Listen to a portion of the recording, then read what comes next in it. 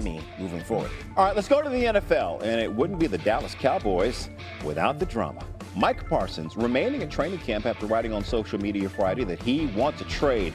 He's yet to practice because of a back injury. He did not speak with the media Saturday. Cowboys owner and GM Jerry Jones did talk to reporters, saying, among other things, he does not intend to trade number 11. I think the world of Micah, and that's just part of negotiation. He can really help us, but he's got to fit in with what's in the best interest of the team, and that's what the negotiation's all about.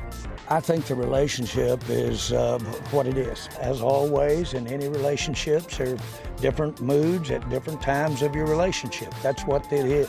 Don't lose any sleep over it. So just to be That's clear, the one thing I would say to our fans. Don't lose any sleep over it. Speaking of the fans, Dallas fans are hoping a deal gets done soon, so maybe they're not losing sleep. They can wake up from this nightmare.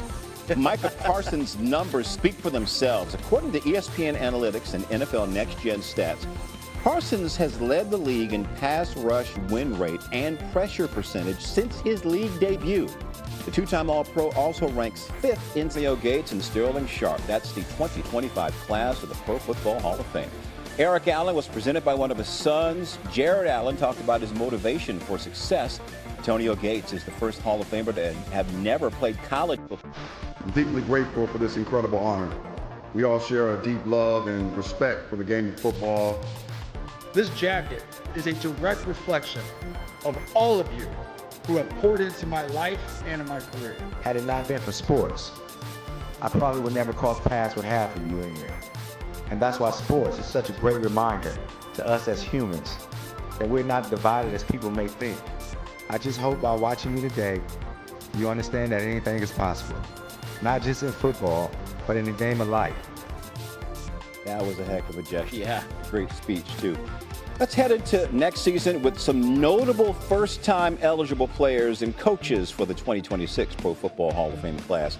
I mean, look at those names. Drew Brees, Larry Fitzgerald, my dude, headlining a stacked players class, while current UNC head coach Bill Belichick also among the first-time nominees for the class. Notably, Eli Manning highlights the group of, it wouldn't be Dallas without the drama. You know what I'm saying? And, of course, there is drama. Micah Parsons remaining at training camp after writing on social media Friday that he wants a trade. He's yet to practice because of a back injury. Didn't talk to the media Saturday. Cowboys owner and GM Jerry Jones did talk to reporters, saying, among other things, that he does not intend to trade number 11. I think the world of Micah, and that's just part of negotiation. He can really help us, but he's got to fit in with what's in the best interest of the team, and that's what the negotiation's all about.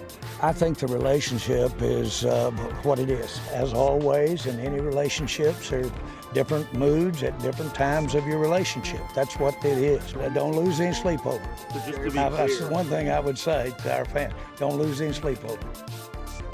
ESPN senior NFL writer Jeremy Fowler with us now, joining us from Titans camp. Jeremy, the Cowboys opener against Philly is a month from tomorrow. How real a scenario is it that Micah Parsons might actually miss regular season games?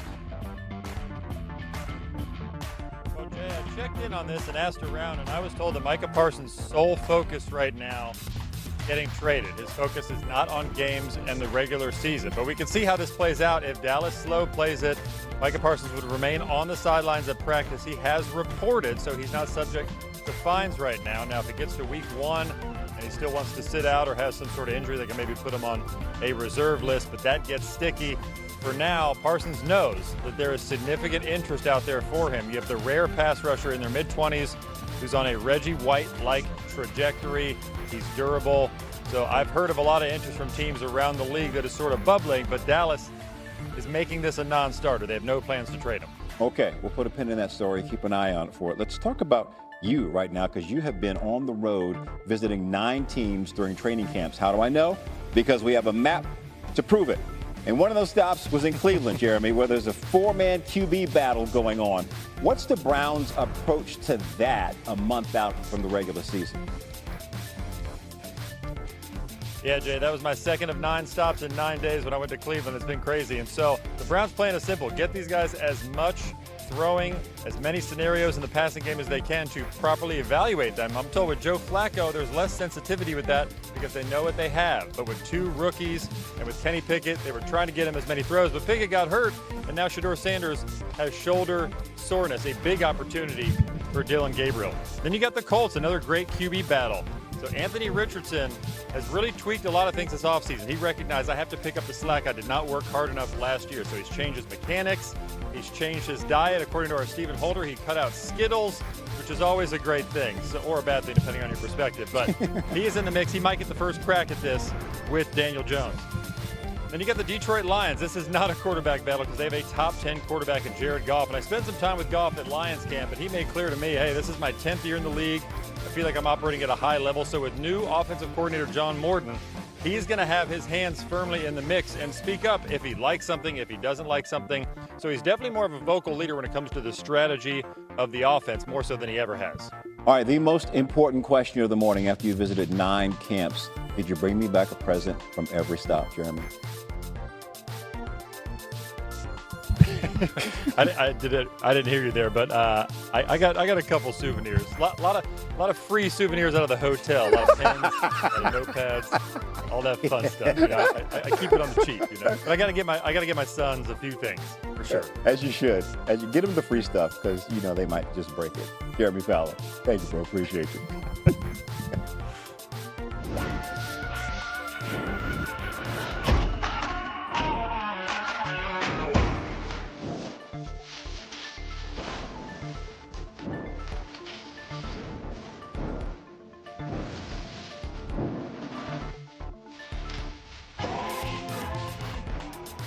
50 states in 50 days rolls on into South Carolina, where Dabo Swinney has built a college football powerhouse at Clemson.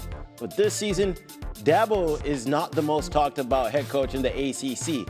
There's a GOAT residing in Chapel Hill now, and he's the talk of the town. Reese Davis recently sat down with both Carolina head coaches, and they both didn't know each other well before kicking it for an hour-long conversation. But with all the NFL talent Dabo's Tigers churn out, Belichick definitely remembers having to go up against some of Dabo's former Clemson stars in the pros.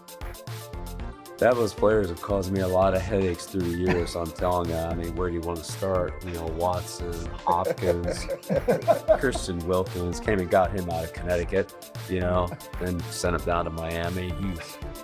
And all the pass rushers, had so many great defensive linemen. You know, we play the New England Patriots this year. You know, we go to North Carolina, and then we go to Boston College to play Bill O'Brien. So I feel like I'm playing the whole Patriots organization in about a 2-week span there. Can I jump in here on a couple questions? Yeah, man. You know, we each kind of like all have our like little sayings, you know, and you have